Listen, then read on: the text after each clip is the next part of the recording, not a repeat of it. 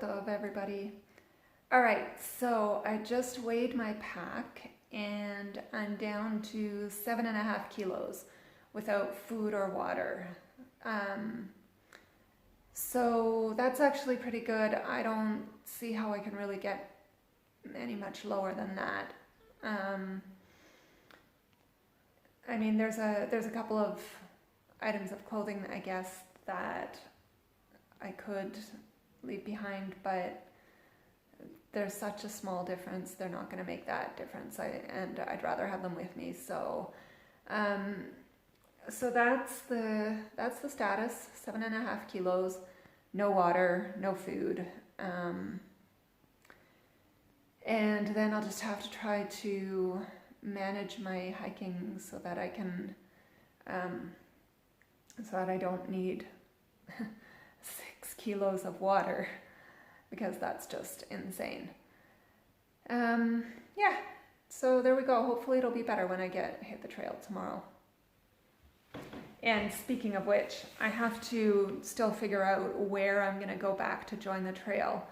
I could go back to Tiberias, where I came from, but I think it actually makes better sense for me to join up where I would have been otherwise, because that plan has me going through the closest it gets to Haifa around Yom Kippur, which is a bit of a problem. I have friends in Haifa, but I won't be able to see them because of everything closes down for Yom Kippur, transport, everything, like the roads, nobody drives on the roads.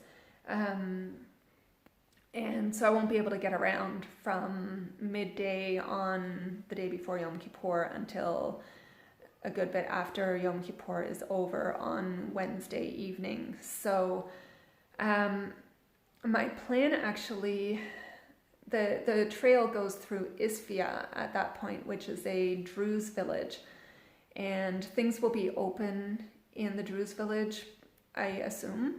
So at least I'll be able to resupply, and I have to check into that, see where I would stay there. But if I go and join up with the trail tomorrow night, and hike a little bit where I would have been hiking otherwise, then that should serve me well for Yom Kippur. Okay, you probably can't hear it right now, but for the last, I would say about hour or so, it has actually been raining off and on, like pouring. It's early. It really shouldn't normally rain at this time of year yet, but I am in Jerusalem, and it does sometimes rain, and even once in a blue moon snows here. So I did kind of look at the sky earlier when I was outside, and I thought, it kind of looks like it could rain, and it was kind of cooler than it has been, but again, that's not unusual for Jerusalem. So it has rained in a good bit, so that's always a blessing. It just means that I can't go outside to find a nice, suitable location to do these videos, and I'm stuck with my bare white wall. But but yeah, it's a blessing and just another great thing. So yesterday I said that I would talk a little bit about the things that I've learned along the Shvil now after about 10 days. So I think I said specifically about the Shvil, but let me just start by saying something that is, one of those sappy moments, life lessons from the Shvil. Just something that I've learned about life in general. I mean, that we know, but somehow it just takes a whole different aspect, I guess, when you learn it in practice on an experience like this. So sometimes in life, it just feels like everything's going to pot around us, and we're not where we're supposed to be, and we're lost. We feel lost, like we're not accomplishing anything. But sometimes, even in those times and places, even when we're not on the trail, per se. Sometimes we're just exactly where we're supposed to be. And those moments are really like the moments of realization that you know you're where you're supposed to be and you're doing what you're supposed to be doing, even if it doesn't seem to be right. It's not what you'd planned. Those moments can be some of the best moments because you just know that you're in the right place and you're doing the right thing, what you're supposed to be doing. So yeah, sometimes life can be very strange, and I'm trying to learn to stop trying to understand and to just do what I'm supposed to do. And yeah, it's hard sometimes, but I'm also trying to, again, this trip into Jerusalem was part of me trying to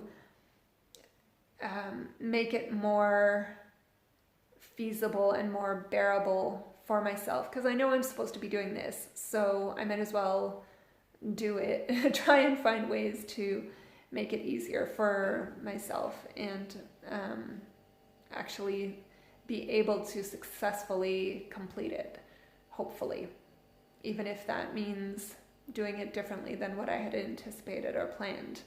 And then things that I've learned about the Shvil itself. Well, you've already heard that I knew it was going to be hard. I just didn't know how hard.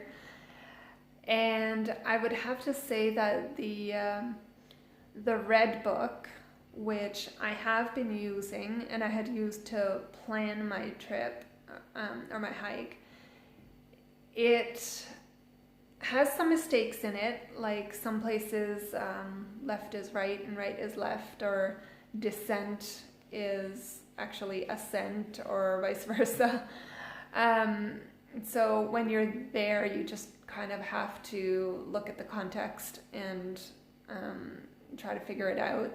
That was part of my problems on the first day, especially, was that that I was trying to trust in the Red Book alone, and sometimes it just didn't jive with what was going on around me.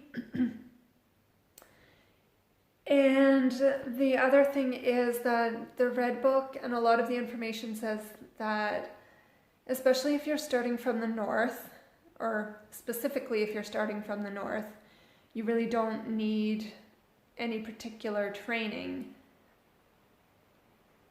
There, can you hear the rain?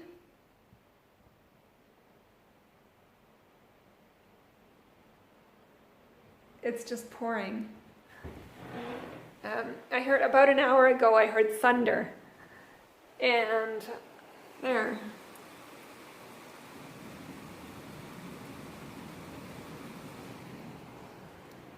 It's just been off and on, like I said, for the last hour after I heard some thunder in the beginning, and then it just started raining, and it's been off and on. So feeling very blessed right now, because rain, as I said before, wow, and then it just got even harder. As I've said before, rain is a blessing in Israel, and if I knew how to open this window, I would show you, but I don't. Let's see. There you go.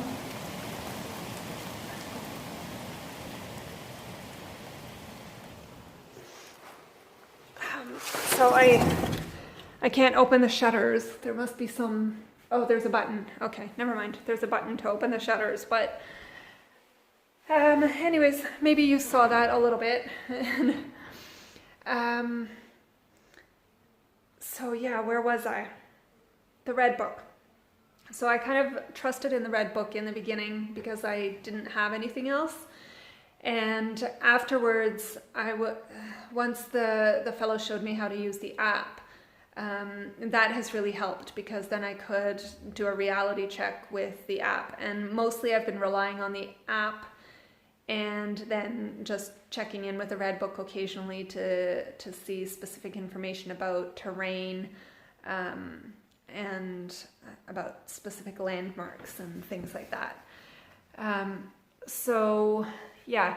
Oh, yeah. And then the other thing that the Red Book says was that you don't need any special training if you're starting from the north, as long as you're generally fit and in good shape. And I would beg to differ. I do think that you would need some training, but it's not. A lot of it is almost stuff that you can't even train for, like specifically the weather. The conditions here, just you really have to adjust for it. And the Red Book sections are, the first couple days are like 15-kilometer-ish type days, and then very quickly they go to 21, or actually no, I think the second day is 21 kilometers, and from what I've heard from the other hikers, it's actually one of the harder sections along the trail, and that's the second day. And plus you're dealing with the heat and humidity. So I absolutely agree with the National Geographic. I think it is, well, I haven't seen any of the epic trails in the world, so I couldn't tell you, but I'm sure it probably is one of the top 20 most epic trails in the world.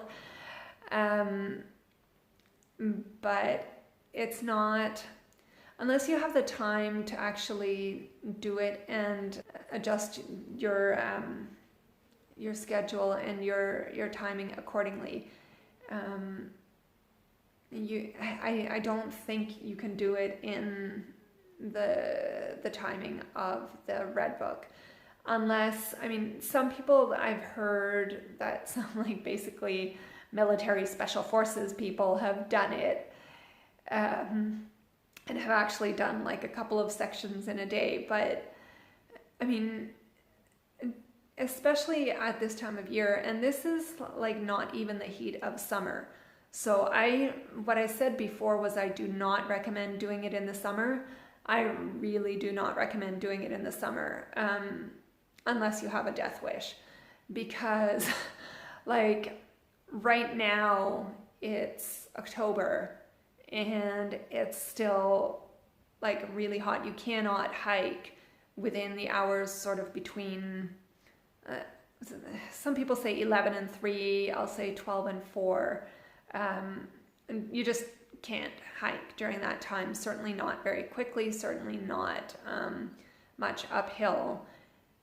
I mean, I've done it now on a couple of days, but it's very slow going and it really pushes your body to the limits. And so you really have to get all the hiking that you can get done in the early hours of the morning before 10 or 11.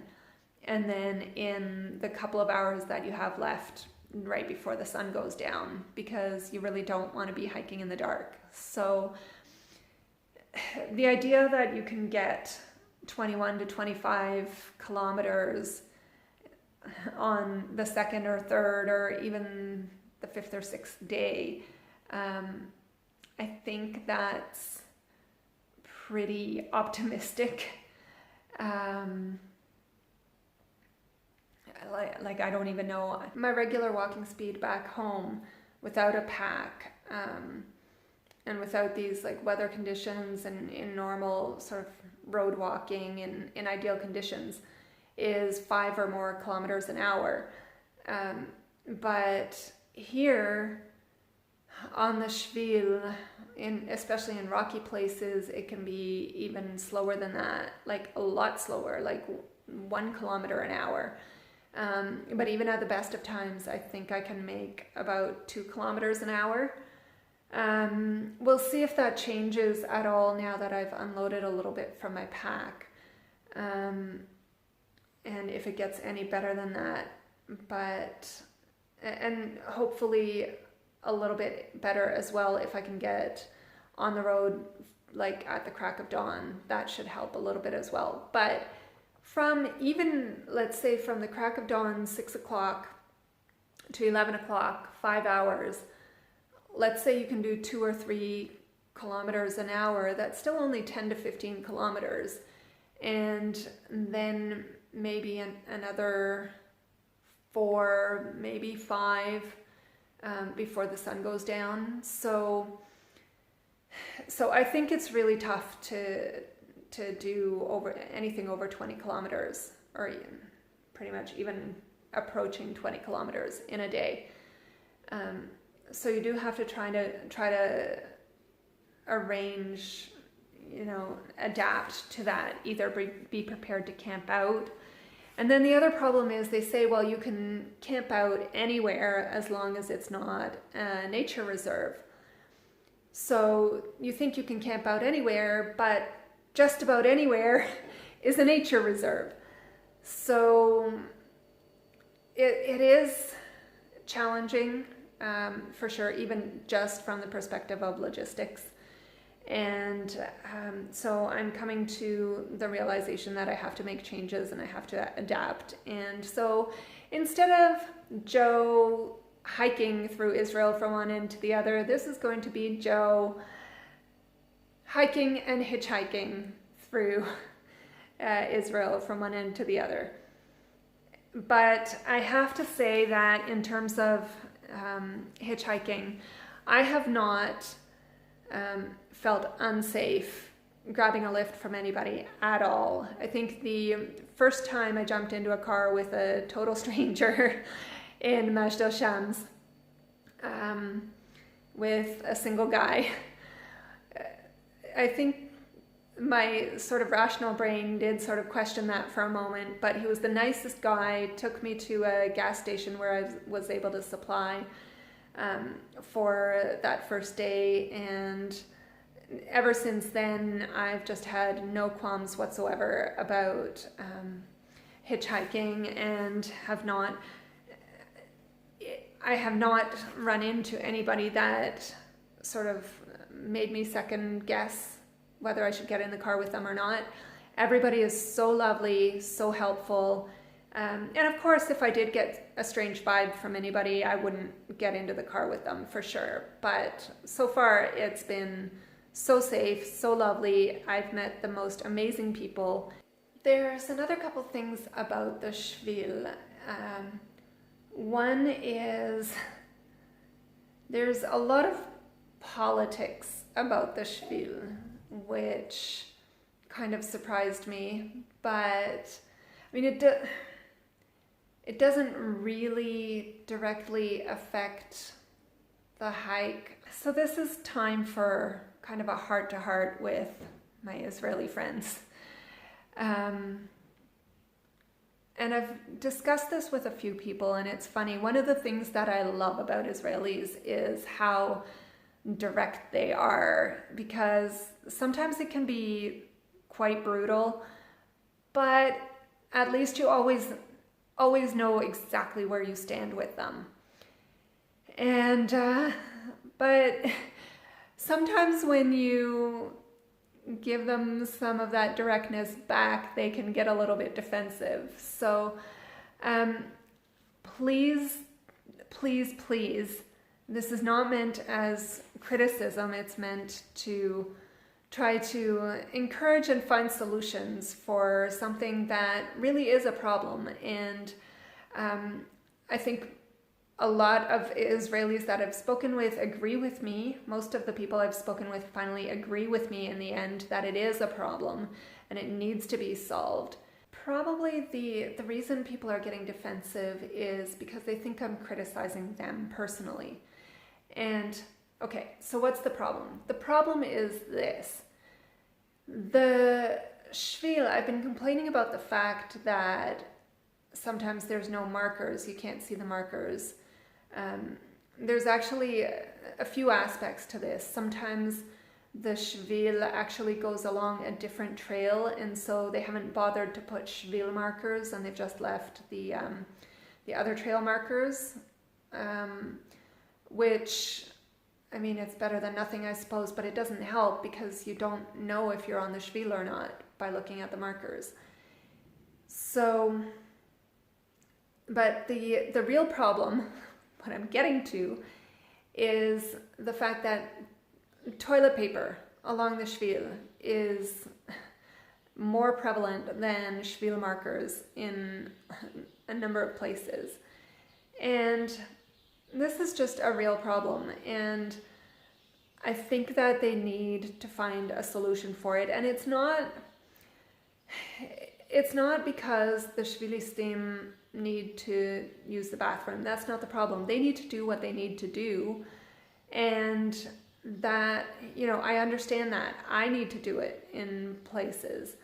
The one thing that I think is a matter of education, and that I would sort of take individuals to task for, is why they're leaving their toilet paper out there. I mean, you have to do it, that's one thing, but don't leave your toilet paper.